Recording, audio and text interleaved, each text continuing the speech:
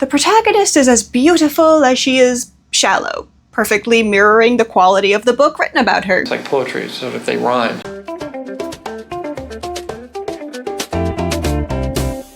Hi, I'm Lulu, and today I'll be reviewing The Invisible Life of Addie LaRue by V.E. Schwab. Before we start, do me a favor, please like this video, subscribe to this channel, and hit that notification bell so you don't miss any of my uploads. I've previously complained about how so many modern genre fiction writers are really failing their readers when it comes to prose. Why can't we write exciting plots in beautiful ways? Does every modern fantasy novel really have to be so utilitarian about prose? Well, I almost thought I found someone who broke the mold when I first picked up this V.E. Schwab novel.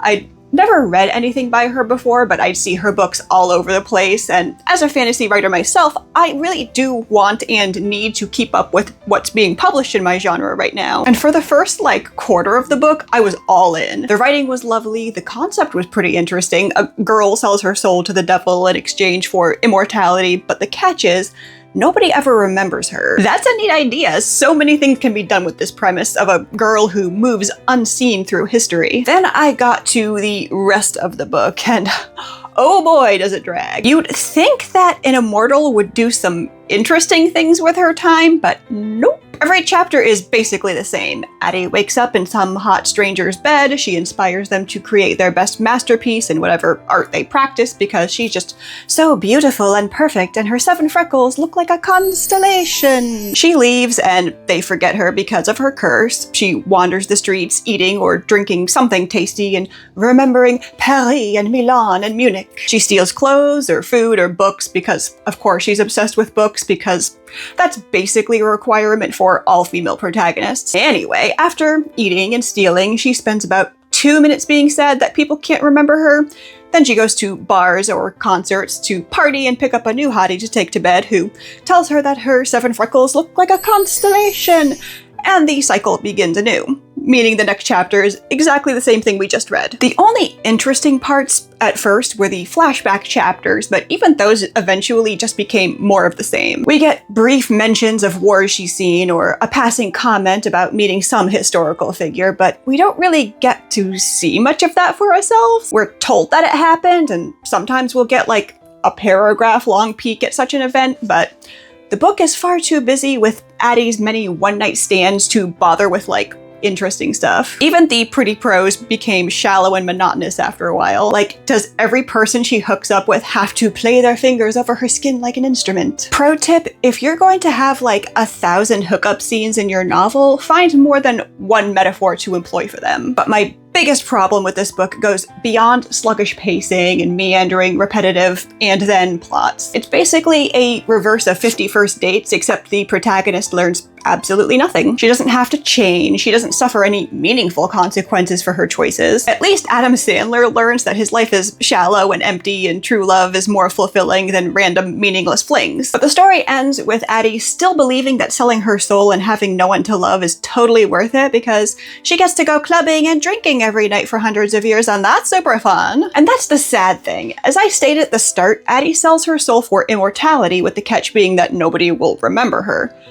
But that seems to be exactly what she wants anyway. She's perpetually a 20-something, in behavior as much as looks, who doesn't love anyone except herself, so what has she lost? I mean, I could potentially kind of understand what drives her to make this deal to begin with. She's born in the late 1600s France, dreading the thought of being forcibly married off to some older guy she doesn't know or love, and never experiencing life outside her tiny provincial hometown. But my first problem with this is that I really resent how much Addie looks down on the girls in her village who fall in love and marry and have families, and she goes on in her internal monologue about how pathetic it is, and she's not like other girls and will never do that.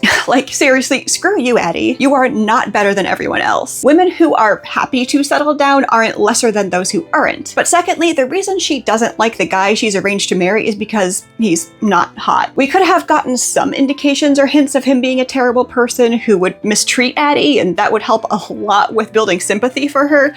But nope, we gotta be really shallow about it. Thirdly, and worst of all, while I understand being afraid of a life stuck in the same tiny hometown forever, the life she trades her soul for isn't really that much of a life either. I suppose I really set myself up for a huge letdown with this book because with the way the story started, I anticipated that the protagonist would live through her exceptionally shallow life, traveling the world like she thought she always wanted, living for herself and no one else, drinking champagne in Paris and coffee in Munich, and then realizing it all means nothing if she has no one to share all these experiences with. What is life if you have no one else to live it for? No one to share memories with? No one who loves you and you loving no one? And I thought that was going to be the point of the story, the thing that gave it its heart. But nope. The moral is that living for your own pleasures and loving no one except yourself is awesome. Dorian Gray would approve. Except he had to suffer the consequences for his choices in the end. When Addie meets the love interest, I hoped that she would finally realize that one lifetime of love is worth more than living through all the ages of the world alone, which, yes, I did just quote Arwen there, but she's right. And it would set up for a really beautiful self-sacrifice at the end where the villain sets up a trap and finally gets his due from Addie, who must die to save someone she loves and make her empty existence mean something. But nope, she doesn't actually love the guy. She makes that very clear. He's just convenient because he's the one person who can remember her, so she can use him even more than she uses other people. Though to be fair, I could never fall in love with that guy either. He is so boring and whiny. Her sacrifice is having to hook up with the hot demon guy who she's apparently attracted to anyway, and the book ends with her plotting ways to shake off the hot devil man later on so that she can continue her empty existence, drinking champagne in Paris and hooking up with randos. Speaking of the devil, I also found myself really disappointed with this villain. I liked the idea of him at first. He's essentially the devil, as I've been indicating,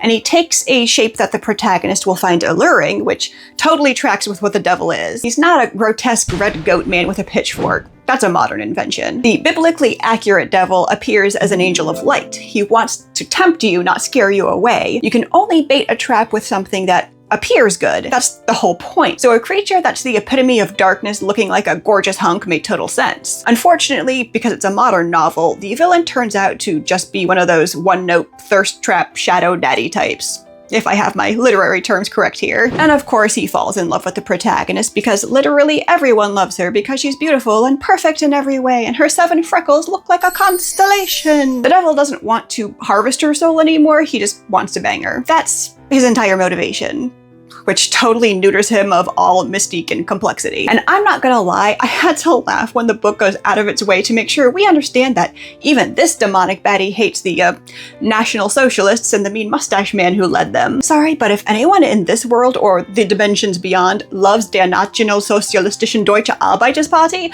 it's the devil. But I suspect that since the author wanted the protagonist to lust after and hook up with him and vice versa, this baddie could never be allowed to have any such sympathies. It would make the protagonist look bad for being attracted to him, and we can't have her doing anything that insinuates she's flawed at all. In the end, this book just left me so unsatisfied because, similar to when I read Throne of Glass, I couldn't help but think of how many ways this concept could have been executed better. Maybe not to the point where it's good, but certainly better. No, Addie LaRue is not anywhere near as cringy or badly written as Throne of Glass. I won't go that far. I won't even complain too much about how both novels have the stereotypical self-insert female protagonist who's beautiful and perfect and flawless, and all the guys are after her, and even her bad choices are actually good, and she just adores books ever so much. Okay, yeah, I'm complaining a little. They both also relate in that we get passing mentions of exciting things that happened off-screen, but the narrative chooses to gloss over those and inundate the reader instead with a bunch of boring love triangle nonsense. Finally, both books gave me such an itch to take the same concept and make something out of it that